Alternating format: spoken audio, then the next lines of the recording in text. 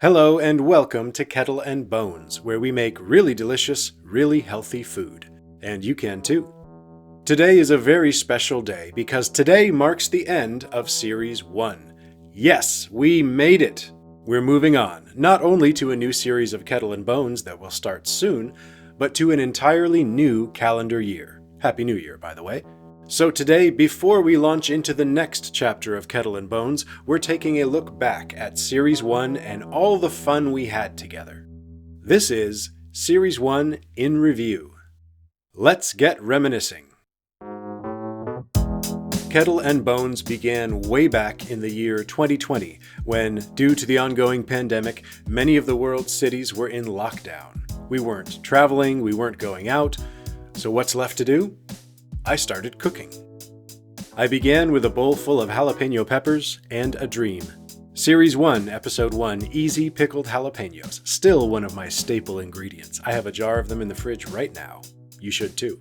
And that's how Kettle and Bones was born.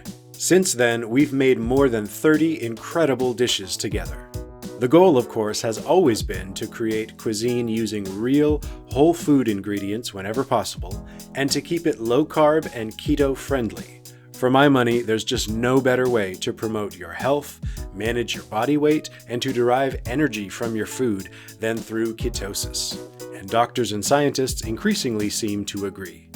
So that's why I started Kettle and Bones. I initially wanted to just keep a record of the low-carb and keto-friendly dishes that I liked the best, in a format that I could share with friends and family who were interested.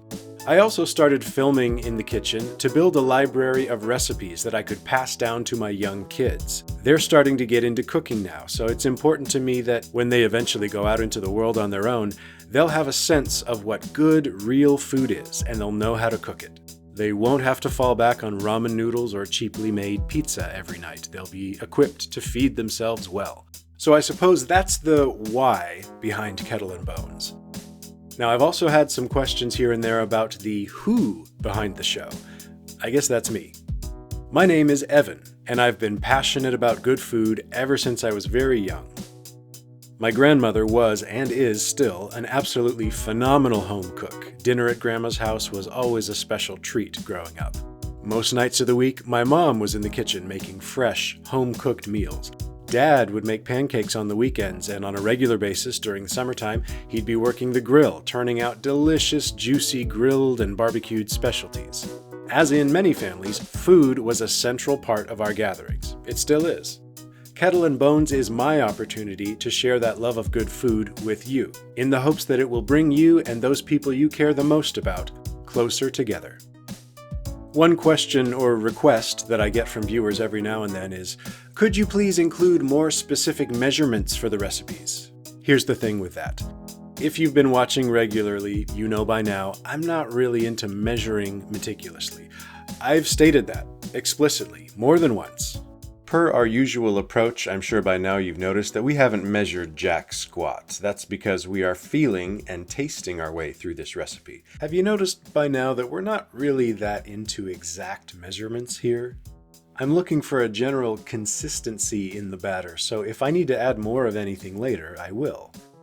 And you've also noticed, I'm sure, that this sentiment manifests itself clearly in the method of every recipe in every episode. We'll also be adding a rounded bit of baking powder. Let's add a splash of soy sauce, some thyme leaves, a heaping smidge of psyllium husk powder, a drizzle of sesame oil, a very small amount of Parmesan cheese, a few dashes of cinnamon, a blorp of mayo, a quantum of beef, a sprinkle of rice vinegar, and a whopping great globule of butter. So here's the thing about measuring. With the exception of things like complex baking recipes, making candies or pastries, recipes that depend on very precise chemistry. For everything else, cooking is best done by look, feel, and taste. I like to get my hands in it, resembling coarse wet sand, damp mud, little soft-serve ice cream sundae curlicues, the jiggle test, stickier and stickier, toasty golden brownness. Just a little browning on the very edge, lightly coat the back of my spoon. You can part the sauce, draw little trails in it. The spoon trails. Let's do a quick taste test. Let's give that a quick taste. Let's take a taste. Let's have a taste. Let's mix and taste that again. Tasting and adjusting. Tasting and adjusting. Wow. And there, right there. There it is. That's really good. Oh, that's perfect. Rather than learning how to simply get good at following a step-by-step list of instructions, my goal for you, the Kettle Bones viewer, is to get better with every episode at figuring out how to get the dish to taste the way you want it. If you want to end up with a thin, drizzleable sauce, what should you do? If you want to thicken your sauce, what are your options? If you want your meat cooked to a medium temperature, how do you get it there without drying it out? And what would you do differently to prepare it for someone who prefers it medium rare? My hope is that viewers are learning to identify the moments when, for example, a sauce is thick enough, or a dough is firm enough, or a bowl of meringue is whipped enough, based on their senses, not just a list of instructions. We're going beyond just developing your cooking skills. We're developing your cooking intuition. Another common question I've received is, why don't you appear on camera like so many other cooking videos? Well, there are a few possibilities here. Maybe I'm concerned that my gnarled, gristled, hideous appearance would be so off-putting that viewers might lose their appetites. Or maybe the opposite is true. Maybe I'm so incredibly handsome that if I showed my face on screen, it would be impossible for you to focus on cooking. And then all over the world, we'd have distracted cooks accidentally cutting or burning themselves by the thousands. I don't want that. I think the truth lies somewhere in the middle of those two extremes. Look, if you're really that curious, just sit back and stream Series 1 in its entirety, and if you watch closely, you'll have plenty of opportunities to catch a fleeting glimpse of the man behind the apron. It's kind of like tracking Sasquatch or Chupacabra. Stitch together enough blurry, grainy images, and you can get a pretty good idea of who's attached to those hands that you've been watching all this time. The bottom line is, Kettle Bones was never meant to be my food vlog. It was never intended to be about me starring in a cooking show. The star of the show always was and is the delicious, healthy food we're making together. Speaking of, let's take a look back through some of my very favorite moments from Series 1. The laughter, the tears, the smiles, and the songs. I'll be crumbling these up to sprinkle them on as a topping, so I'll cook these until they're very crispy. Tell you what, let's just enjoy this nice little moment with our bacon together, shall we?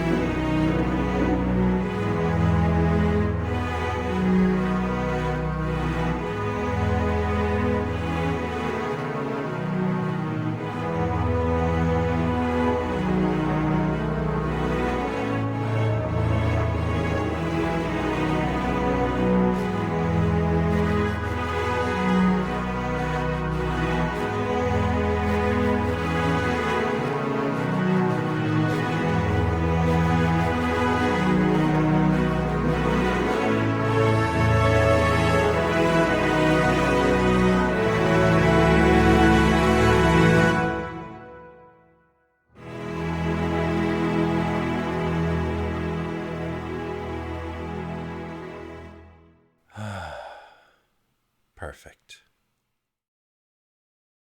It's a great opportunity to hone your DJ skills.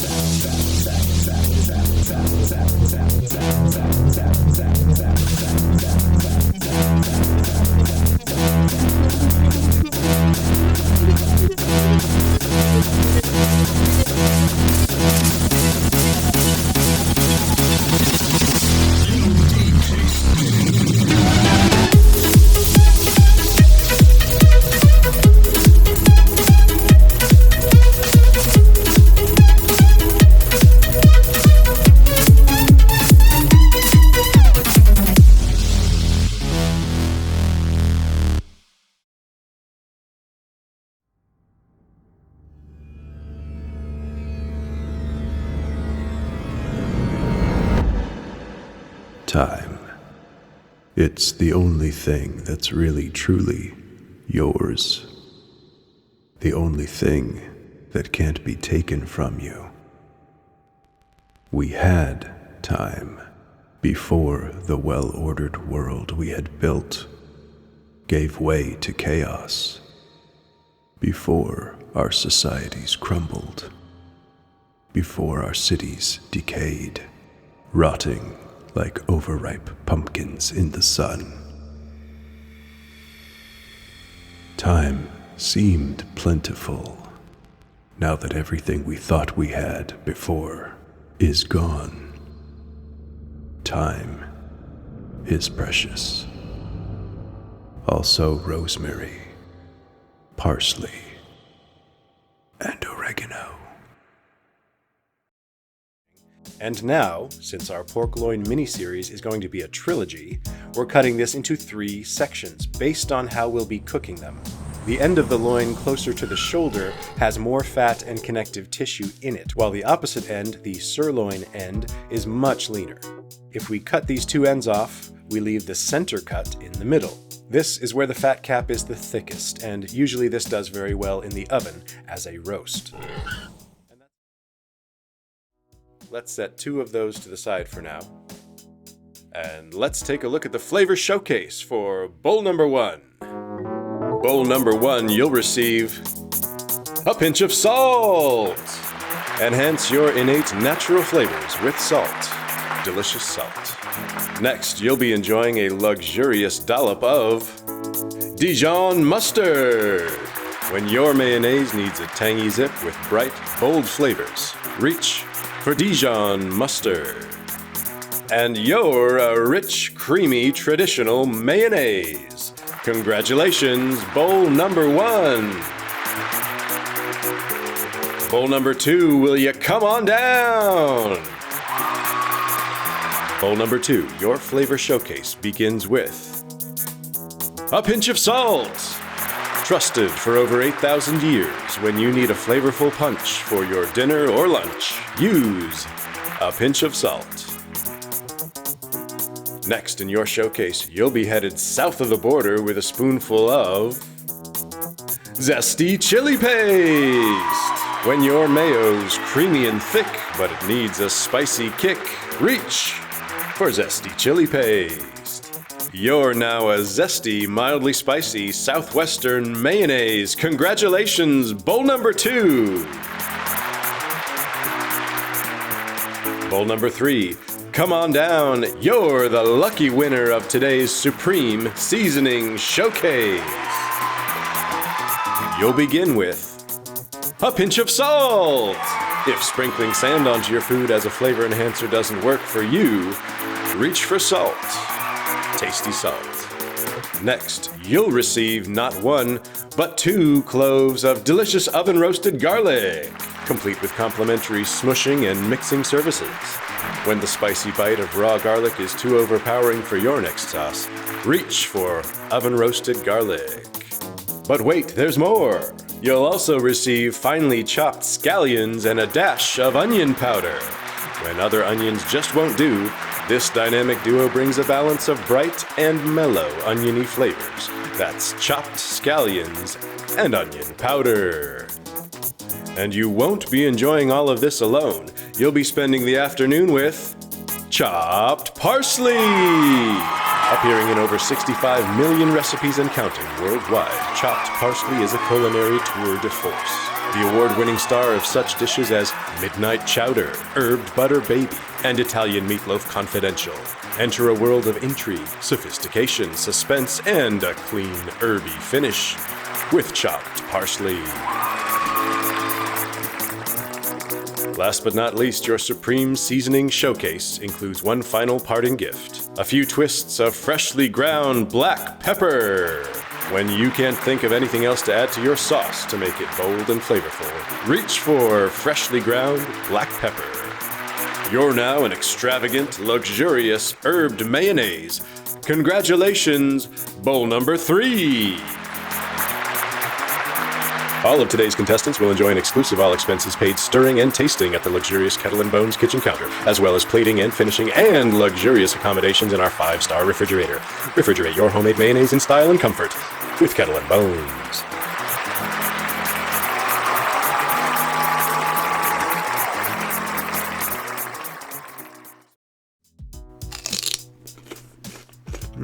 Basically, if it's savory and it goes well with tomatoes, it's probably a go.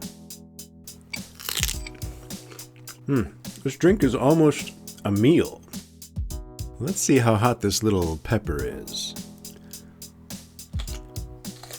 Not too bad. It's got a nice flavor. A little heat too. Oh, that sneaks up on you. Oh,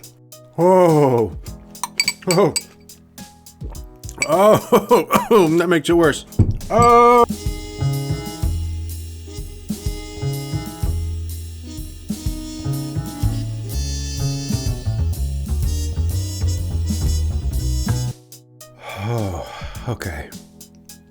Okay, the fire is out. Mostly. So, make sure you assess your tolerance for spiciness and select your peppers accordingly. Probably just want to maybe have a little nibble to start with.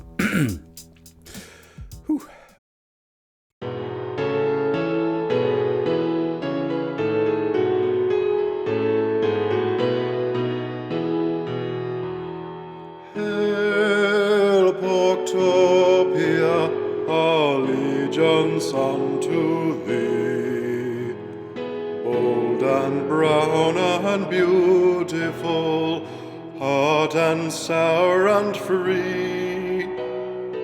Hail Porktopia, abundant spicy grace, bids every knife and fork and spoon convey you to our face. Porktopia, Porktopia.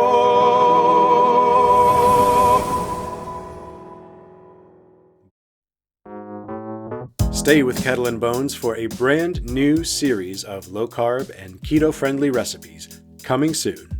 We'll be taking on some bold new challenges this year, tackling recipes that you might think would be impossible to make without adding tons of carbs, but we're doing it. So make sure you're subscribed with the notifications turned on to be the first to see brand new episodes as they come. But for now, thank you for watching, and I hope you've enjoyed Kettle Bones Series 1.